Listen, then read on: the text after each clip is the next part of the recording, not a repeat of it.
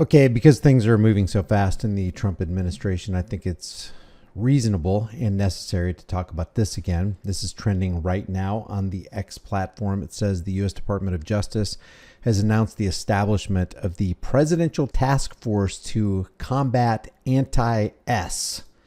This initiative, directed by an executive order, which we'll take a look at, from President Trump, aims to address anti-S incidents primarily in educational environments like schools and college campuses. Attorney General William Barr and Secretary of Education Betsy DeVos lead this task force, which will include collaboration with multiple agencies to enhance protections for Jewish students. And here is the Department of Justice statement as released by Leo Terrell. And I just want to show you, because we're going to show you two things right here. We're going to show you the current executive order, which bounces off of the initial executive order and adds to it. This is from whitehouse.gov. This is the fact sheet. And I want to direct your attention to point number one right here. Expanding on his Executive Order 13899, which is this right here, which we will take a look at here in a minute. This is the executive order on combating anti-S. It says President Trump's new order takes forceful. They will use the power and the force of the DOJ to bring down upon you the edict of Trump by governmental force if they catch you involved in anti-S acts or words. I'll show you that in a second. An unprecedented step to marshal all federal resources to combat marshal all federal resources? You've got to be kidding me.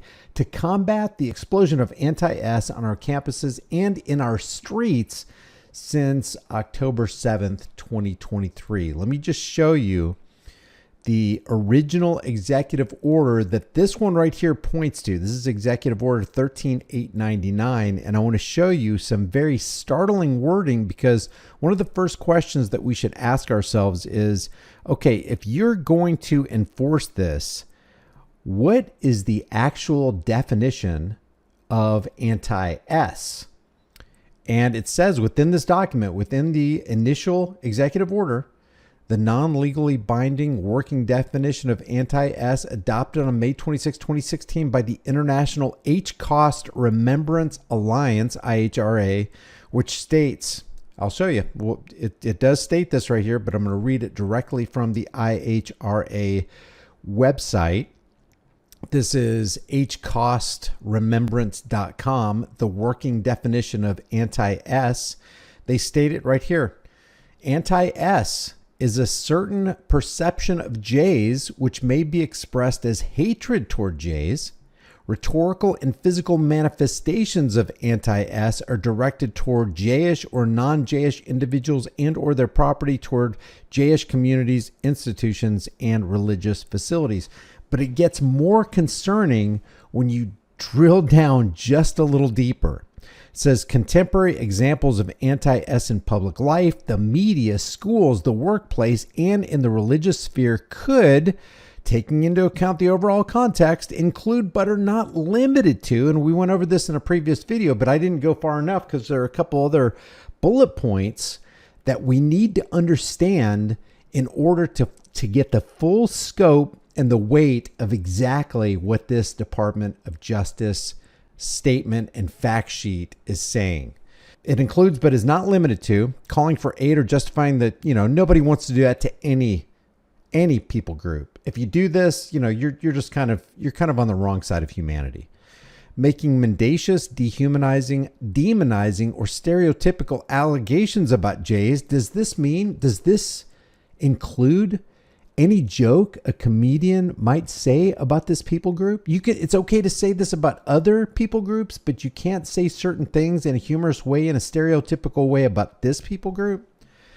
As such, or the power of Jays as a collective, such as, especially but not exclusively, the myth about a world Jayish conspiracy or of Jays controlling the media, economy, government, or other societal institutions. To which I would ask, but is it true? Is it typically true when you're talking about this kind of person? Accusing Jays as a people of being responsible for real or imagined wrongdoing committed by a single Jayish person, which that's what leftists do when they, when there's a school shooting or a shooting in a federal building or some kind of mass shooting or whatever. They don't just hold that person accountable for it. They actually want to criminalize all American gun owners, innocent American gun owners, by saying, hey, we're going to ban that weapon or that high capacity magazine, or now you have to go through a federal background check in order for you to get a personal protection device that the Second Amendment says you have the perfect right to keep and bear. Denying the fact, scope, mechanisms, example, these things right here, or intentionality of the G word, of the Jayish people at the hands of the National Socialist Germany and its supporters and accomplices during the World War II, the H cost. We're going to get to this. We're going to drill down even deeper on this, because what they're saying is we're going to penalize you. We're going to fine you, and the DOJ is going to come and get you if you violate this. If you violate our anti-S policy, we're coming for you. They basically declared war on discrimination and hatred. And imagine, just think about the epic irony of that. You're talking about the Department of Justice, the federal government that specializes in discrimination and hatred of all people, going after you because of perceived discrimination and hatred, just for inquiring about one particular event in human history. Accusing Jays as a people or Israel as a state of inventing or exaggerating the H cost, you can't even question it. It's a foregone conclusion. If this is what they teach, this is the way it is, and you can't question it.